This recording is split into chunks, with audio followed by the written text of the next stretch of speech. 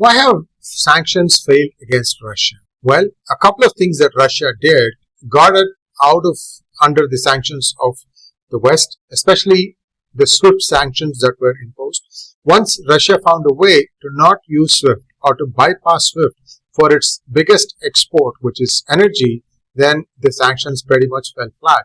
Also, I'm hearing that even other things, for example, if somebody wants to travel abroad from Russia, the sanctions were not quite effective because evidently these people could go to Turkey and then from Turkey they could access whatever currency they wanted and then fly to that country of choice. So a lot of things that was planned by the West to try and stop Russia after it attacked Ukraine have failed. But let us take a look at some of the main reasons why this failed. And we are going to look at three countries, India, China, and one other country where Russia has been able to successfully bypass the sanctions and, in fact, not only that, thrive. We are also going to talk about the Nyara energy ban that the EU wants to impose and what is happening. We are also going to talk about who's the biggest loser from all these sanctions, and that answer will surprise you. So here we go. Take a quick look at this slide deck that I'm going to present to you. A small request to all of you to please like this video, and if you have not subscribed to our channel, please do subscribe to our channel. Why did the Western sanctions fail against Russia?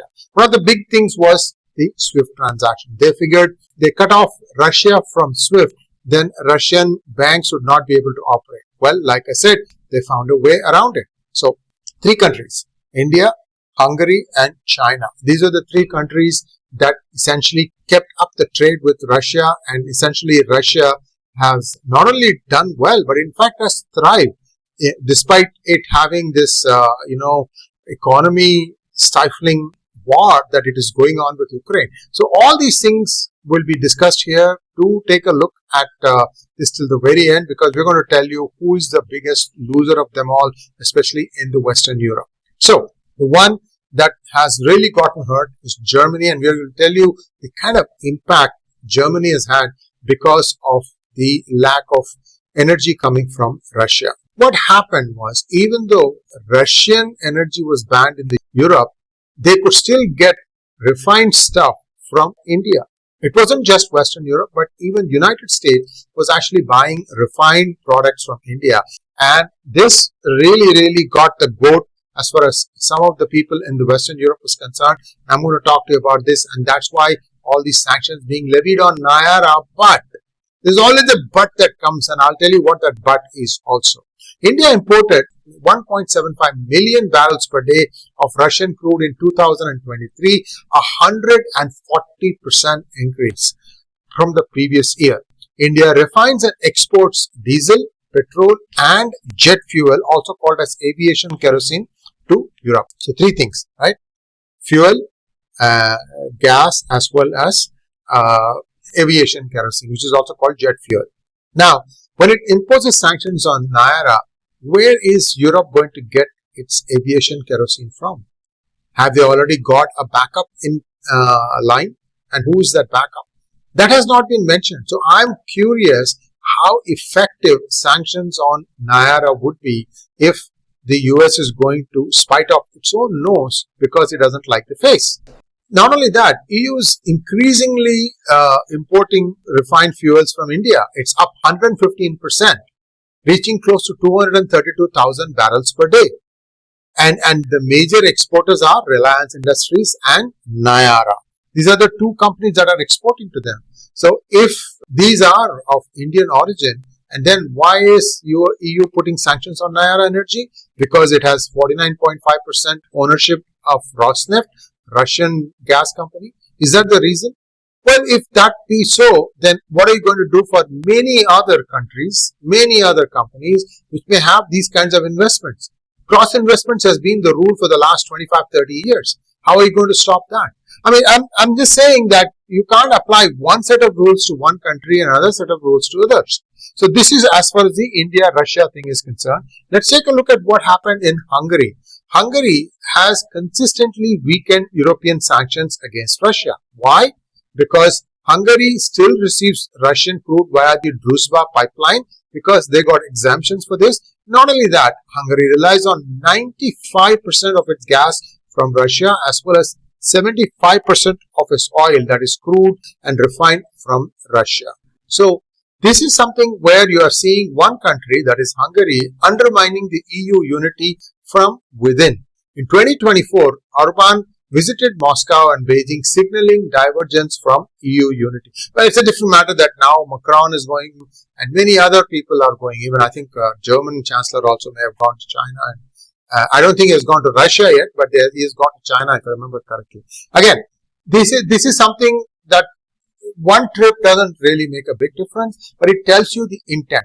And how is China in all these things? What did China do to prop up Russia? We're going to take a look at that too. In May 2025, Orban urged the EU to remove energy-related bans on Russia from the proposed sanctions, warning that would spike domestic prices. Well, not only that, in June 2025, that is last month, Hungary with Slovakia blocked the 18th EU sanctions package targeting Russian energy, citing reliance on Russian gas and oil and concerns over the energy security. So when Hungary takes this stance and now slowly Slovakia is joining the bandwagon, this weakens EU unity. And let's accept it. The pricing, I'm going to share the pricing details of how much energy is costing in Germany in just a moment, and it will horrify you. Why are the poor German people being made to pay so much? It's just not just one country. Many of Western European countries are under the yoke of sanctions, and that's really killing them. Plus, not having Nord Stream 1 and 2, Germany was getting much of its energy, LNG as well as oil, from the Nord Stream pipes. And that has been blown up. Whether it is Ukraine or somebody firing from Ukraine shoulders, it doesn't matter. The fact remains that Nord Stream 1 and 2 are no longer operational. So, this is one of the big problems where Zelensky keeps telling everybody don't help Russia, but then there are reasons why they have to do this. I mean, US is beginning to supply LNG to Western Europe, but it's not the whole story. It's only a small partial percentage. As a percentage, because US also has its problem. It cannot supply LNG as cheap as Russia can, especially using the pipelines. That's much cheaper. That is the cheapest way to transmit, as a matter of fact. So that is the problem. So we have talked about India, we've talked about Hungary. Let's take a look at what China has done to help Russia. China provided Russia with critical trade and financial infrastructure, allowing Moscow to withstand Western pressure. China's trade with Russia hit $240 billion in 2023, and China imports over 40% of its fuel needs from Russia. So how did China manage these 40% trade from Russia? Well, they switched to yuan-based trade. In other words, Russia is accepting yuan for the oil that it is selling to China. Actually, this is a climb down, in my opinion, for Putin, because Putin was actually insisting on getting euros. This was that meeting that took place during the Winter Olympics in 2022, just before the war started. Putin had gone to China and had a pretty cantankerous meeting with Xi Jinping, where they were insisting that, Russians were insisting that they be paid in euros for their energy. Well, that did not happen, and now it looks like China is getting its way as far as Russia is concerned. Now, the next thing is China supplied a lot of things that are dual-use technology. What is dual-use technology? Technology that can be used in common day-to-day life as well as in military. That is defined as dual-use technology.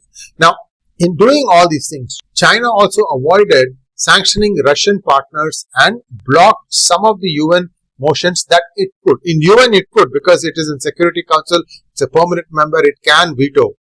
The biggest loser now, that is Germany. Germany is suffering industrial decline and is also seeing a stagnant economy.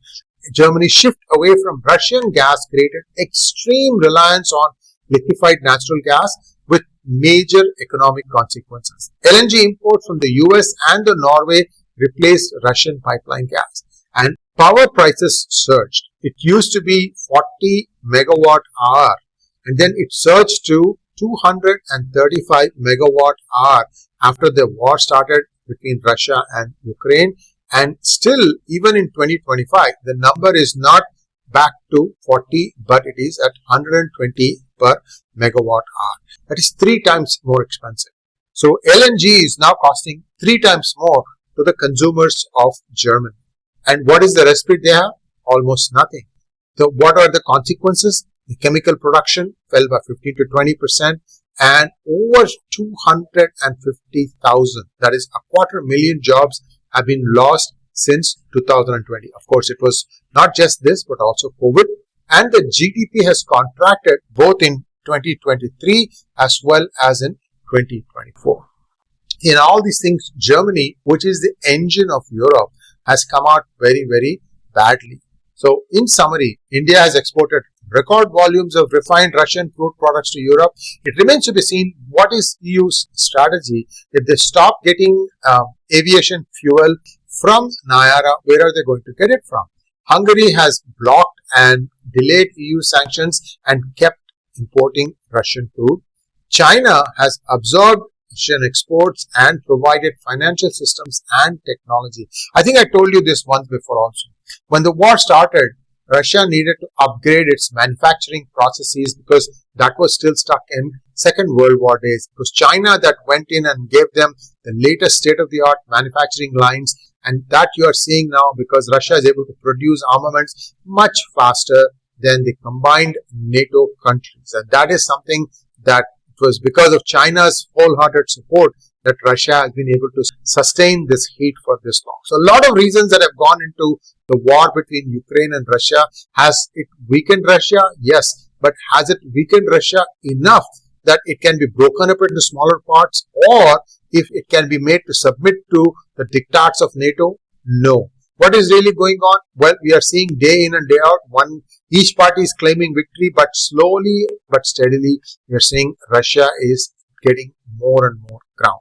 So, in the case of Germany, unfortunately, they are suffering a lot because of the sanctions imposed. Like I said, it's still costing them 3 times the price it used to cost before the war started.